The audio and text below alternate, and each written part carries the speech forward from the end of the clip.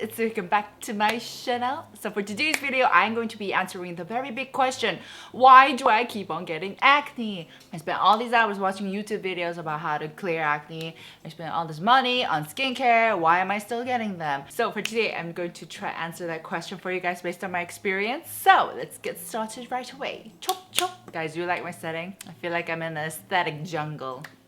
The first question that I want to start with is, do you know what causes your acne? It's quite simple, right? The reason why you can't prevent acne is because you don't know what's causing it.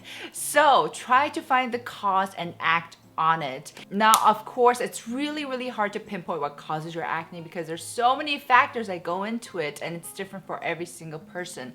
However, some of the most common factors are a change in the diet, change in the hormones,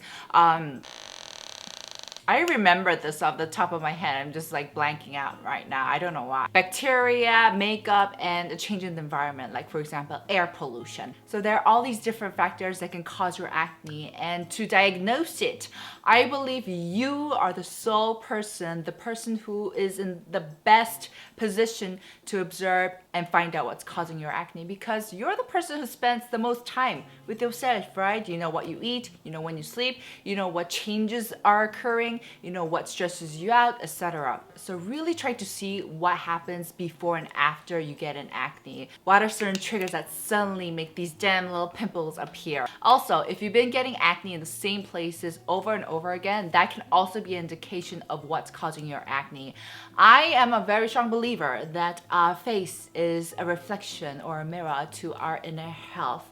Do you like all my hand signs? If there's something going wrong down there, it's going to appear up here. So bear that in mind. And I do believe that these face acne maps can guide you and lead you to help to find what triggers your acne. For myself as well, it did take a bit more time to find out what was triggering my acne. But now I can say for sure, stress is that trigger that causes my huge ass cystic postural ampules. And I can even predict if I'm going to have acne because of this connection that I found. If I'm stressing out, I can predict, oh dear Lord, I'm going to have friends coming over and party down here next month. I also do occasionally get other pimples around, random pimples around my face, but that's because I haven't really done a good job of exfoliating my skin. So for me, I know what causes it and I act on it. And that's another important thing. If you know what causes your acne, do something about it, guys. Sleep, go to see a dermatologist if you must. Exercise, eat healthy, get some medication if you need to. And I know it can be a little intimidating to go see a dermatologist. I don't know why. For me, I'm a little scared because I'm just like, please don't inflict pain on me. But I think if you need it, if it's necessary, go ahead and do that. So work on the cause and find a solution so that you can prevent getting acne. Another reason why you keep on getting acne, it might be because you're relying too much on skincare products. And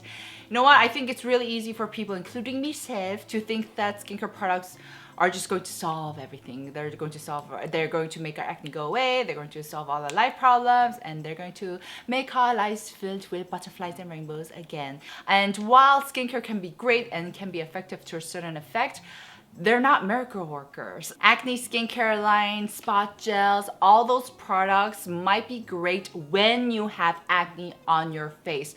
However, when it comes to trying to solve the cause and tackle the cause and prevent your acne, they're not really doing that much because the cause most of the times occur inside our body. It's due to a hormonal change, it's due to stress, it's due to lack of sleep. So thinking about and choosing out a specific product, that's not really going to help deal with our internal problems. I think more so important than what specific products you use are ingredients. I think working with amazing ingredients can do wonders for your skin. For example, BHA, it's definitely one of my favorite ingredients to work with because it really does something for my skin.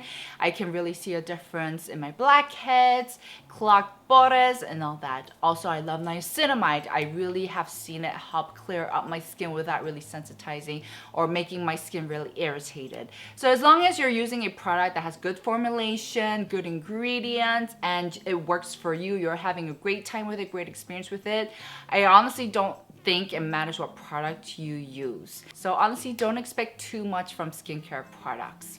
What you might want to focus on more is fortifying your skin barrier and increasing the immune system of your skin and your body, to be honest. Now, I feel like sometimes we are prone to think that our skin is basically a dormant lump that's just lying there waiting for us to beautify it and help it recover.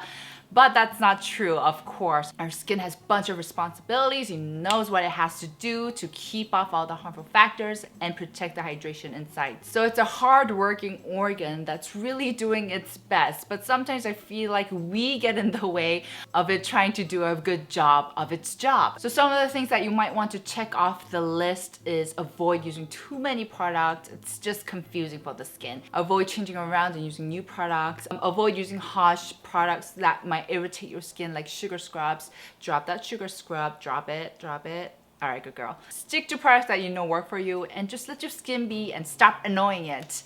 Also, this is where the skin products actually come in handy. I'm not talking about what specific products come in handy, but just make sure to use skin care products to hydrate, moisturize, exfoliate, and protect your skin from the UV rays. Like I said, I didn't really specify which brand you have to use, what product you have to use. It's just about, once again, using products that you know work well for your skin and you're good to go. Also, make sure to intake lots of vitamin C, E, A, D, the whole alphabet, if you will, and that will also help boost the immune system of your body, which will also definitely benefit your skin.